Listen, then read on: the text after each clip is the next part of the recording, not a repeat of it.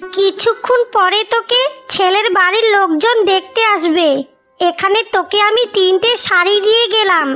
এখান থেকে যেটা পরলে তোকে বেশি সুন্দর লাগবে সেটাই তুই আজকে পরবি।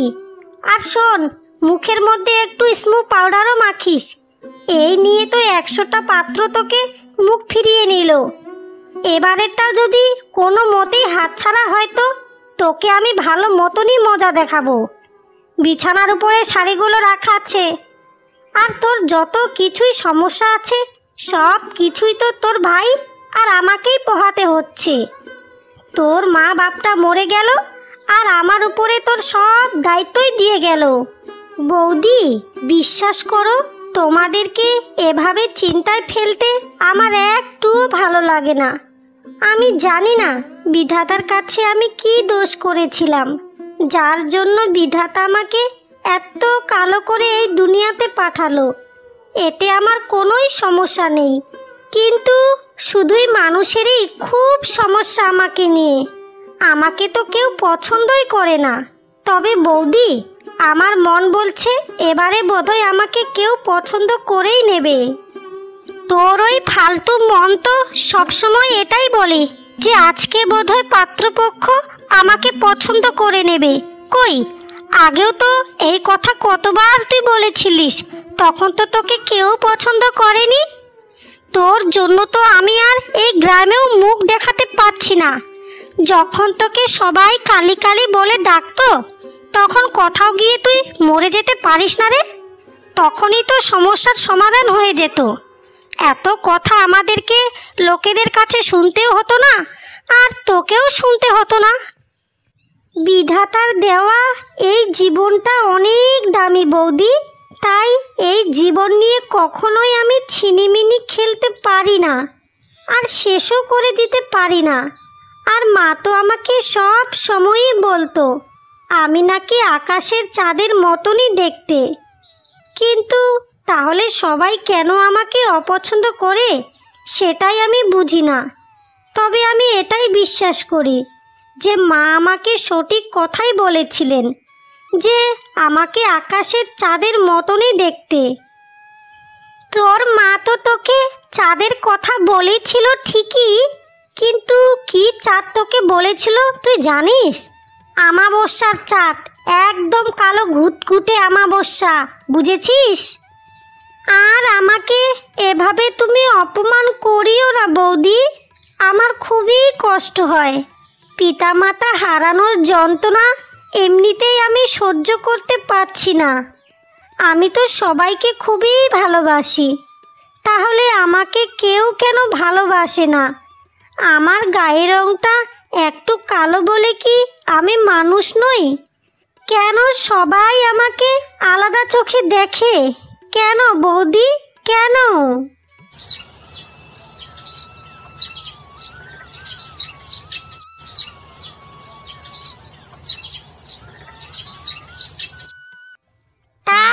এতক্ষণ ধরে যে আমার সোনার ছেলেটাকে ধরে আমি এখানে বসে আছি, তা পাত্রী কোথায়? পাত্রীকে তো আমি দেখতে পাচ্ছি না। আপনার ননদের তৈরি হতে আর কতক্ষণ সময় লাগবে শুনি? আমাদের হাতে এত সময় নেই বাপু, পাত্রীকে আপনি বলুন তাড়াতাড়ি একটু আসতে, আমরা একটু দেখি। ও মা, আপনি পাত্রীকে দেখতে পাচ্ছেন না? আমার সামনে যে দাঁড়িয়ে আছে এই তো আমার ননদ, আপনাদের পাত্রী। ওর গায়ের রংটা একটু চাপা, কিন্তু ওর মনটা অনেক ভালো। বাড়ির কাজকর্ম কিন্তু দারুণ জানে। আপনাদেরকে সব সময় মাথায় করে রাখবে, আমি আপনাদেরকে কথা দিলাম। মানে এই পাত্রী? ও মা গো, কেউ আমাকে একটু ধরো গো, আর আমাকে বাঁচাও গো। এই মেয়ে তো কালি কালি, কিন্তু পাতিলের কালির থেকেও আরও কালো। এতক্ষণ যে এই মেয়ে এখানে দাঁড়িয়েছিল তাও তো আমি খেয়ালই করিনি। এই মেয়ে যদি আমার ছেলের বউ হয়ে যায় তাহলে আমাদেরকে লোক সমাজে আর মুখ দেখাতে হবে না, বুঝেছেন? আর আপনার এত বড় স্পর্ধা? আমাদেরকে বলেছিলেন যে মেয়ের গায়ের রংটা একটু চাপা, কিন্তু এত চাপা আমি কল্পনাও কখনোই করতে পারিনি। এমনিতেই পাতিলের কালির মতো দেখতে, আবার পরেছে বেগুনি রঙের শাড়ি, একদম কালো পাতিল দেখা যাচ্ছে। ছ্যা ছ্যা ছ্যা ছ্যা ছ্যা, এরকম একটা মেয়ে আমার বৌমা হবে সেটা আমি কখনোই কল্পনাও করতে পারি না। আরে মাসিমা, আপনি একটু দেখুন না, ওকে আপনাদের বাড়ির বউ বানানো যায় কিনা। আমাদের 4 বিঘা জমি আছে, ওখান থেকে না হয় আপনাদেরকে 2 বিঘে জমি দিয়ে দেব, তবু আপনারা তাকে গ্রহণ করে নিন। এমনিতেই মায়া ঘরের সব কাজই করতে পারে, সারাটা দিন আপনার বাড়ির কাজ করবে, কোনো দিনেই আপনাকে কোনোই অভিযোগ করবেই না। বউ করে নিন না মাসিমা, বউ করে নিন, আমি কথা দিলাম আপনারা কখনোই ঠকবেন না। আপনার যদি কোনো আত্মীয় থাকে তাহলে তাদের সাথে বিয়েটা দিন না, এখানে আমাকে এত জোর জবরদস্তি করবেন না। আর টাকার গরম আমাকে দেখাতে আসবেন না, বুঝেছেন? আর কিছু জমির লোভে আমি ওই কালী মেয়েকে আমার বাড়ির বউ করে নিয়ে যাই, আর তারপর আমার কপালে সবাই মিলে চুলকানি দিক। আপনি এটাই চান, তাই না? আহা মাসিমা, আপনি রাগ করছেন কেন? প্রথমে লোকজন ওসব বলবে ঠিকই, কিন্তু কিছুদিন যাওয়ার পর দেখবেন সব ঠিক হয়ে গেছে। আপনারা সবাই একটু শান্ত হন। আমি কারোর বাড়িতে জোর করে বউ হয়ে যেতে চাই না। এই পৃথিবীতে বিয়ে কি সব? আমি এখন বিয়ে করতে চাই না। এরকম কালো মেয়ের কখনোই বিয়ে হতে পারে না। আপনারা দয়া করে এখান থেকে চলে যান। আর আপনাদের বাড়ির বউ করে আমাকে নিয়ে গেলে মানুষ আপনাদেরকে নিয়েই মন্দ কথা বলবে, যেখানে আমার নিজের বাড়ির লোকেরাই আমাকে সব সময় কটু কথা শোনায়। আবার সেখানে তো আমি পরের বাড়িতে যাব। দয়া করে আর আমাকে এভাবে অপমান করবেন না। এই মেয়ে তো এবার সোজা পথে কথা বলছে। যখন তুই ভালো করে জানিস তোকে আমরা দেখে পছন্দ করব না, তাহলে তুই তোর দাদা বৌদিকে কেন বললি আমাদেরকে এখানে আসতে? এমনিতেই তো পাতিলের কালি, তার উপরে আবার 2 নম্বরই কথাবার্তা বলছে। তোকে আমি বউ হিসাবে তো কেন, আমার বাড়ির কাজের লোক হিসাবেও আমি তোকে নেব না, বুঝেছিস? আজ আমার মা বাবা এই পৃথিবীতে বেঁচে নেই তো, তাই আমি আজকে সবারই বোঝা হয়ে গেছি। যদি তারা আজকে বেঁচে থাকতেন তাহলে আমাকে লোকেদের কাছে এরকম কটু কথা কখনোই শুনতে হতো না। যিনি আমাকে তৈরি করেছেন তিনি হয়তো খুবই ভালোবেসে আমাকে তৈরি করেছেন, সেখানে আপনাদের বা আমাদের বলার কারো কোনোই অধিকার নেই। চল রে বাবা, এখান থেকে তাড়াতাড়ি চল। এই মেয়ে তোর বউ হওয়ার যোগ্য নয়। ইস, আমার কত সময় নষ্ট করলো এই কালী। এর থেকে তো ভালো যে ঘটক মশাই আমাদেরকে আরেকজন পাত্রীকে দেখিয়েছিলেন সেখানেই আগে আমাদের যাওয়া উচিত ছিল। এই কালী, এবার তোর শান্তি হয়েছে তো? এখন আমার চোখের সামনে থেকে তুই চলে যা। আমার চোখের সামনে তুই আর কোনো দিনেই আসবি না। কোথাও গিয়ে মরে যেতে পারিস না রে। আমি তো এরকম হলে কোন দিনেই মরে যেতাম। কি একটা কালী জন্ম দিয়ে মরে গেল মা বাপটা।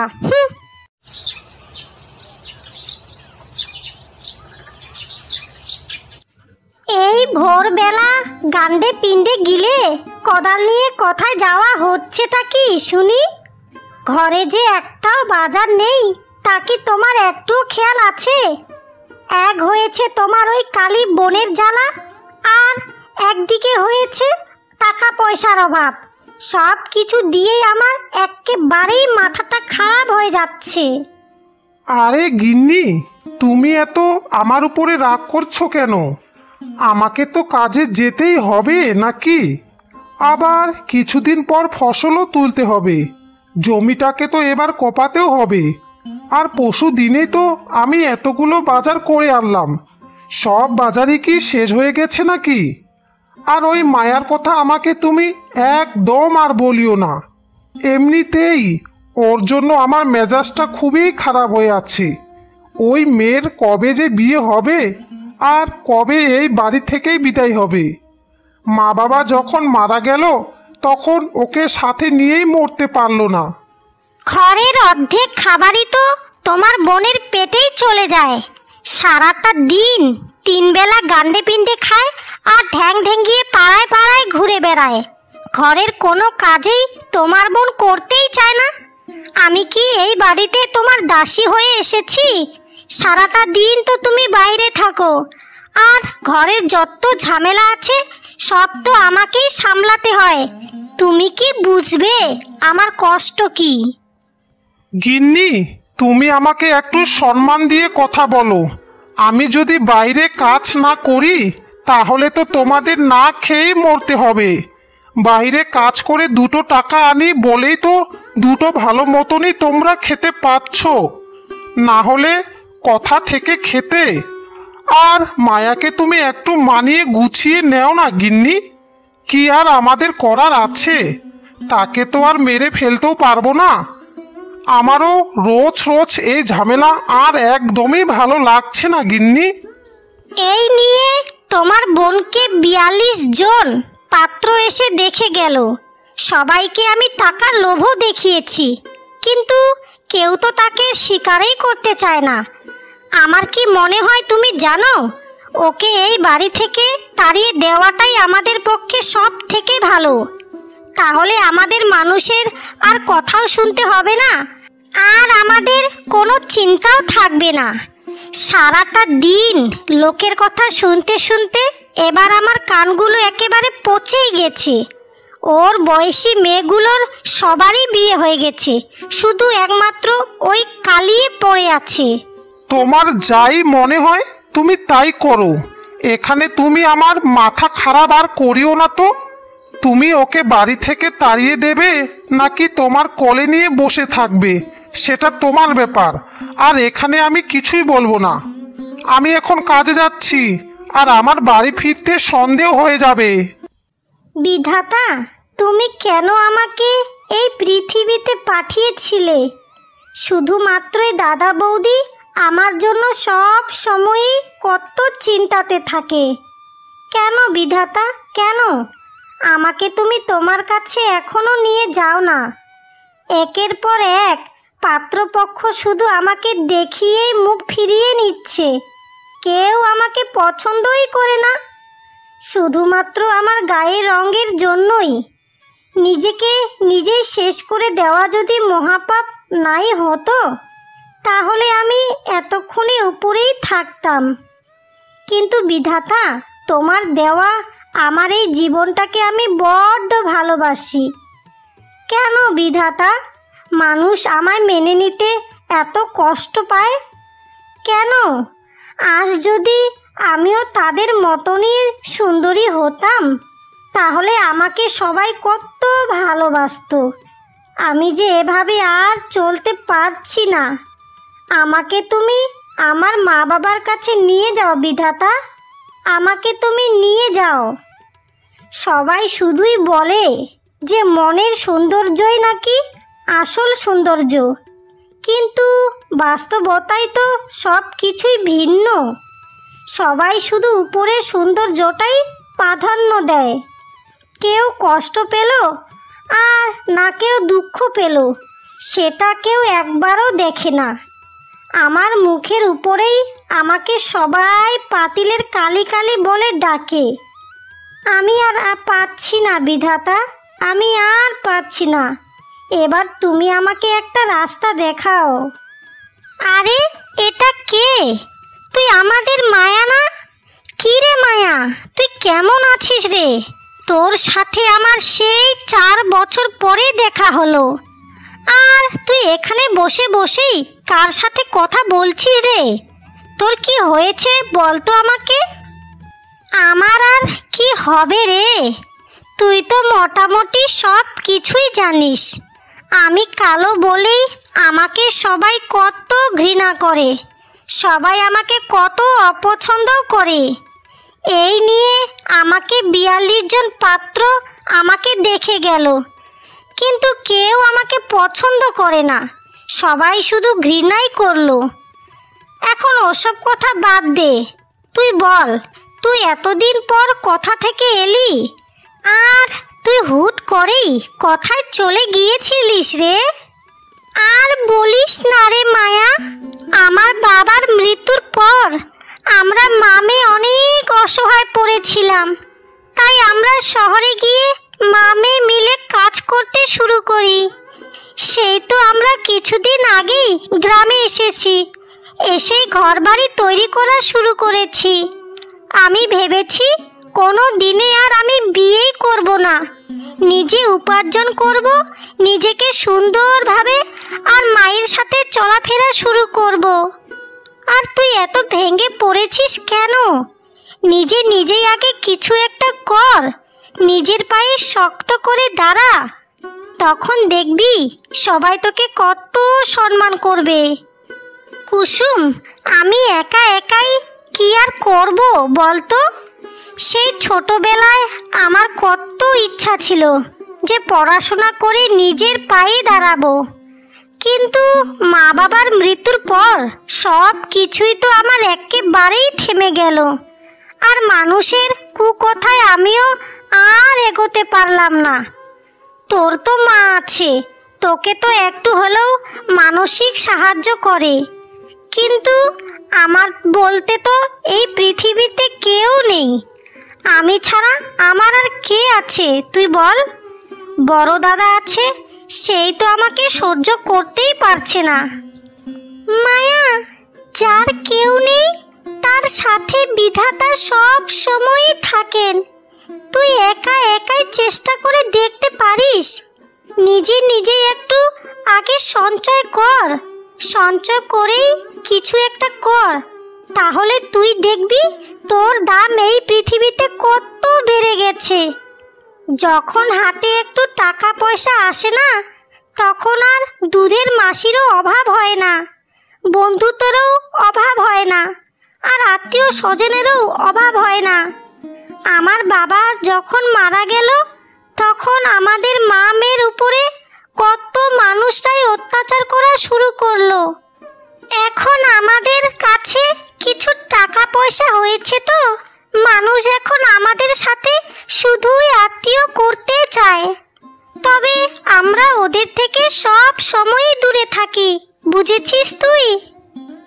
মনের কষ্টটা এখন আমার অনেকটা হালকা লাগছে রে কুসুম। তোর কথাগুলো শুনে মনের মধ্যে একটা সাহস এলো রে। তোকে অনেক অনেক ধন্যবাদ কুসুম। আমাকে এখন বাড়িতে যেতে হবে রে কুসুম, তোর সাথে অন্যদিন আবার দেখা করব। তুই আসলে কত ভালো একটা মেয়ে, আমার সাথে কত বন্ধুত্বপূর্ণ কথা বললি, আর কেউ আমার সাথে এরকম ভাবে কোনো দিনেই কথা বলেনি রে। এই পৃথিবীর মানুষ সবাই এক নয় রে মায়া, এই পৃথিবীতে এখনো অনেক ভালো মানুষজনও রয়েছে। তোর গায়ের রঙের জন্য যারা তোর সাথে কথা পর্যন্ত বলে না, এমনকি মেশেও না, তারা আসলে মানুষ নয়, তারা পশুর থেকেও জঘন্য। আচ্ছা রে মায়া, তাহলে তুই এখন বাড়িতে চলে যা, না হলে তোর বৌদি তোর উপরে আবার খুবই বকাঝকা করবে। আর আমিও এখন বাড়িতে যাই, মা বোধহয় আমার জন্য অনেক চিন্তা করছে। সে কতক্ষণ আগে নদীতে জল নিতে এসেছিলাম। তুই ভালো থাকিস রে মায়া, আর তোর কোনো প্রয়োজন হলে তুই আমার সাথে দেখা করিস, বুঝেছিস?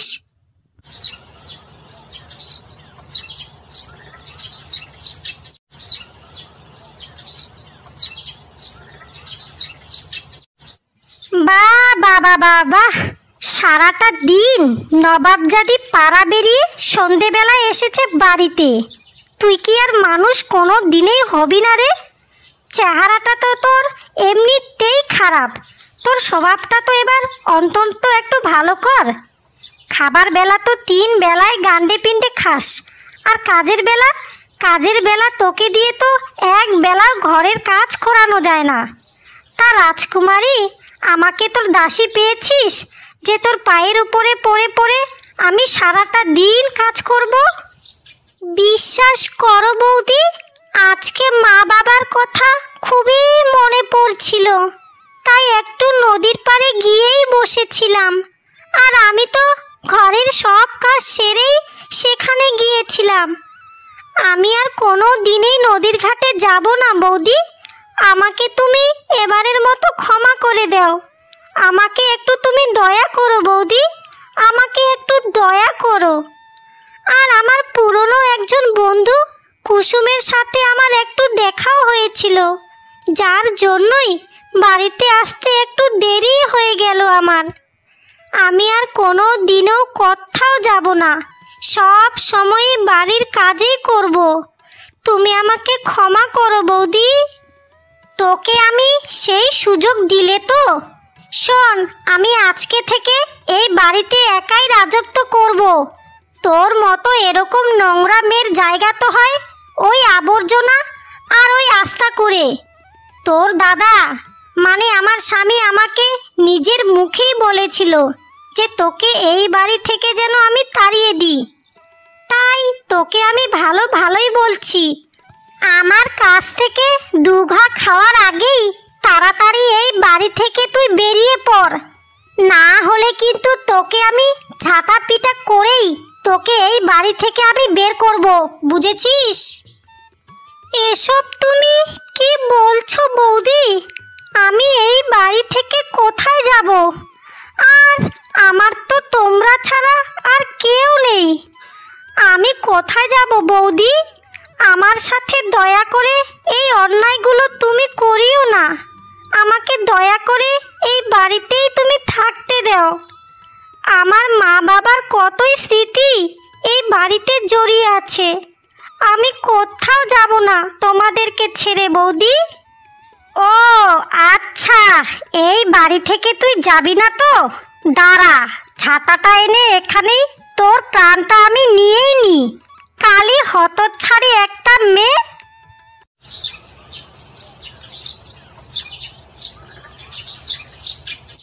মালকিন, ও মালকিন, আপনার কথা আমি অনেক জায়গাতেই শুনেছি। আপনি নাকি অনেক ভালো মনের একজন মানুষ। আমি একজন অনাথ মেয়ে মালকিন। আমার এই দুনিয়াতে বাবা মা কেউ বেঁচে নেই। এমনকি দাদা ছিল, সেও তার বউয়ের অনুমতি নিয়েই আমাকে ওই বাড়ি থেকে তাড়িয়ে দেয়। শুধুমাত্রই আমার ওই একটাই দোষ, আমি কালো বলে। আমি আপনার পায়ে পড়ি মালকিন, আপনার বাড়িতে আমাকে দয়া করে যে কোনো একটা কাজ দিন।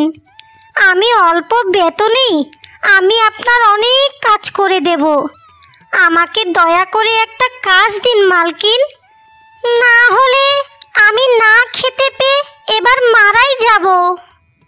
আহারে বাচ্চা, তুই একদম আর চিন্তা করিস না, আর ভয়ও পাস না।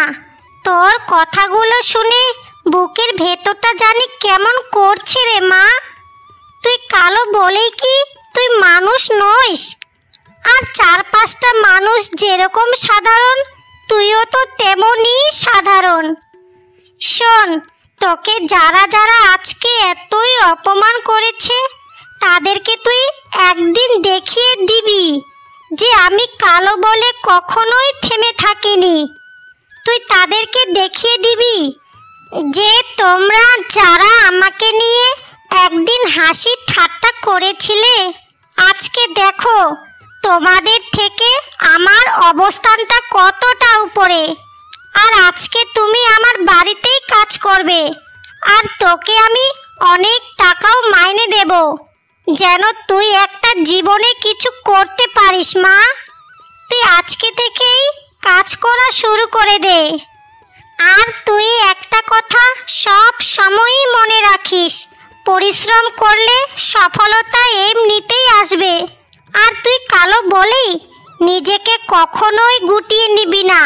সবার সামনে আত্মবিশ্বাসী হয়ে সব সময়ই চলাফেরা করবি, তাহলে তুই জীবনে একদিন সফল হবি।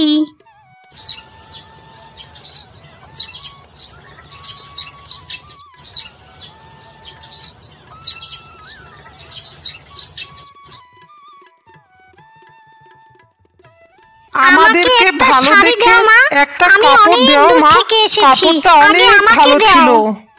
আপনারা সবাই একটু শান্ত হন। সবাইকে এক এক করে এখানকার ভালো ভালো কাপড় দেখাচ্ছি। আপনারা আমার দোকানের কাপড় আজকে এতটাই পছন্দ করেছেন বলেই এতেই আমি খুবই আনন্দিত। তবে এখন থেকে আগামী দিনেও আমি আরও ভালো ভালো আমার দোকানে কাপড় তুলব। তখন আপনাদের সবাইকে আমি খবর পাঠাবো।